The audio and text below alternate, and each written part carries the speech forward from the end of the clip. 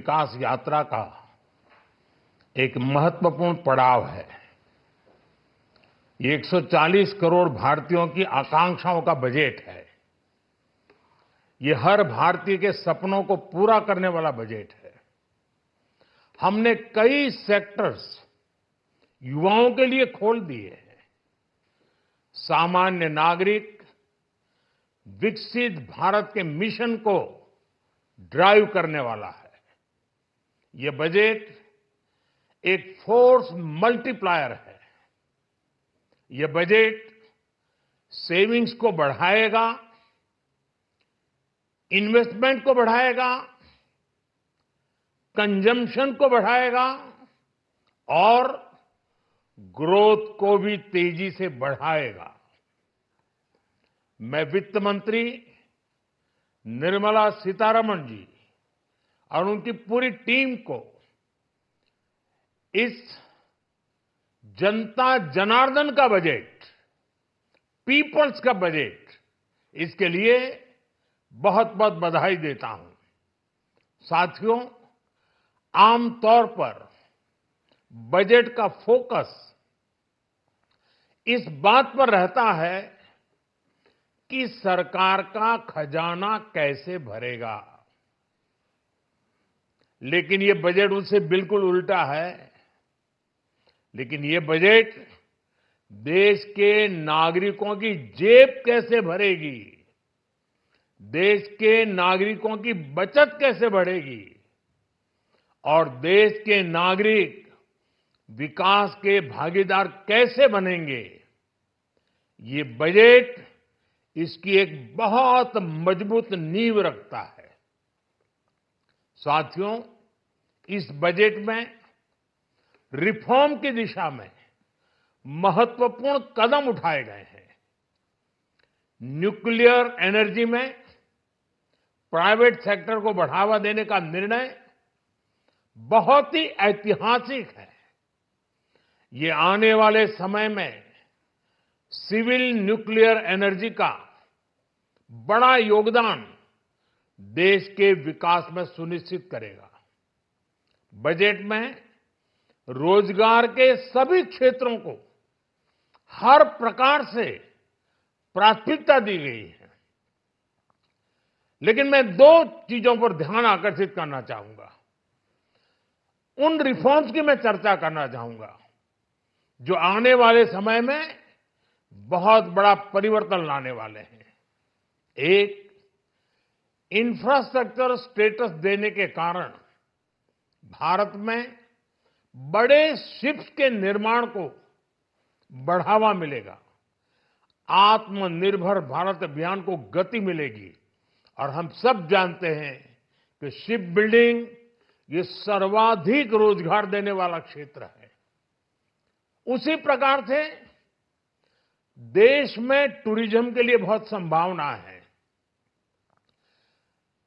महत्वपूर्ण 50 tourist destination,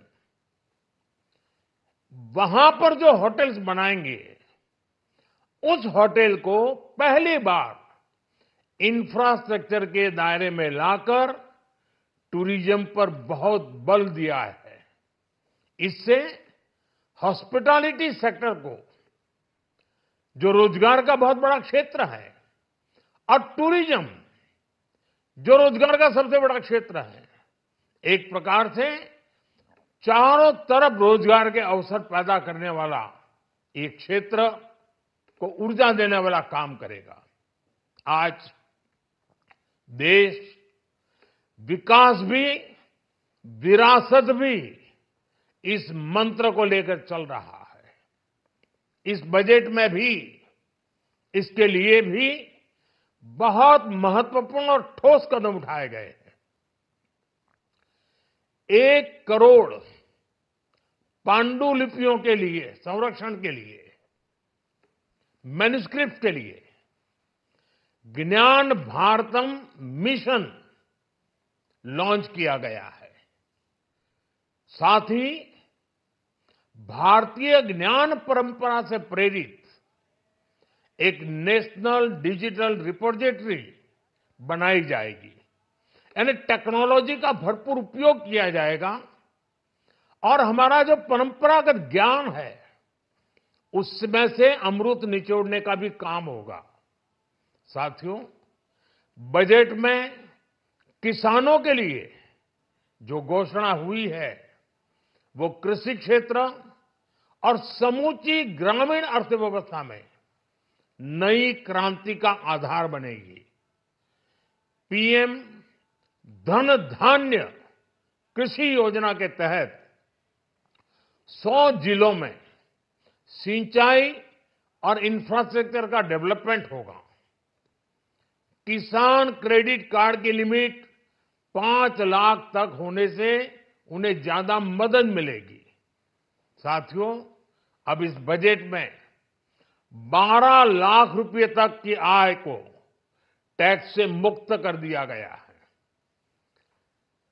सभी आय वर्ग के लोगों के लिए टैक्स में भी कमी की गई है। इसका बहुत बड़ा फायदा हमारे मिडिल क्लास को, नौकरी पेशे करने वाले जिनकी आय बंधी हुई है ऐसे लोगों को, मिडिल क्लास को इससे बहुत बड़ा लाभ होने वाला है। उसी प्रकार से जो नए नए प्रोफेशन में आए हैं, जिनको नए नए जॉब मिले हैं, इनकम टैक्स की ये मुक्ति उनके लिए एक बहुत बड़ा अवसर बन जाएगी। साथियों, इस बजट में मैन्युफैक्चरिंग पर 360 डिग्री फोकस है ताकि एंटरप्रेन्योर्स को, एमएसएमईज को, छोटे उद्यमियों को मजबूती मिले और नई जॉब पैदा हो। नेशनल मैन्युफैक्चरिंग मिशन से लेकर clean tech, leather, footwear, toy industry जैसे अनेक सेक्टर्स को विशेष समर्थन दिया गया है।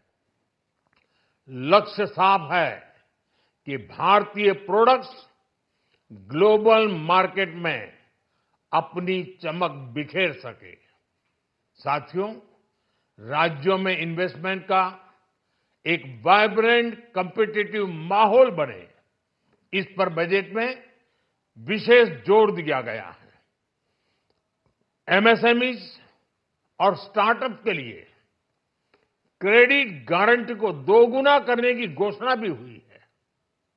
देश के एससी, एसटी और महिला जो नए उद्यमी बनना चाहते हैं उनको 2 करोड़ रुपए तक के लोन की योजना भी लाई गई है और वो भी बिना गारंटी। इस बजट में न्यू एज इकोनॉमी को ध्यान में रखते हुए गीग वर्कर्स के लिए बहुत बड़ी घोषणा की गई है। पहली बार गीग वर्कर्स का ई श्रम पोर्टल पर रजिस्ट्रेशन किया जाएगा। इसके बाद इन साथियों को स्वास्थ्य सेवा और दूसरी सोशल सिक्योरिटी स्कीम्स का लाभ मिलेगा। ये डिग्निटी ऑफ लेबर, इसके प्रति श्रम एव जयते के प्रति सरकार के कमिटमेंट को दर्शाता है। रेगुलेटरी रिफॉर्म से लेकर फाइनेंशियल रिफॉर्म्स, जन विश्वास 2.0 जैसे कदमों से मिनिमम गवर्नमेंट और ट्रस्ट बेस्ड गवर्नेंस के हमारे कमिटमेंट को और बल मिलेगा। साथियों, ये बजट न केवल देश की वर्तमान आवश्यकताओं को ध्यान में रखता है, बल्कि हमें भविष्य की तैयारी करने में भी मदद करता है। स्टार्टअप के लिए deep tech fund, geospatial mission और न्यूक्लियर एनर्जी मिशन ऐसे ही महत्वपूर्ण कदम है। मैं सभी देशवासियों को एक बार फिर इस ऐतिहासिक पीपल्स बजट की बधाई देता हूं और फिर एक बार वित्त मंत्री जी को भी बहुत बहुत बधाई देता हूं। बहुत बहुत धन्यवाद।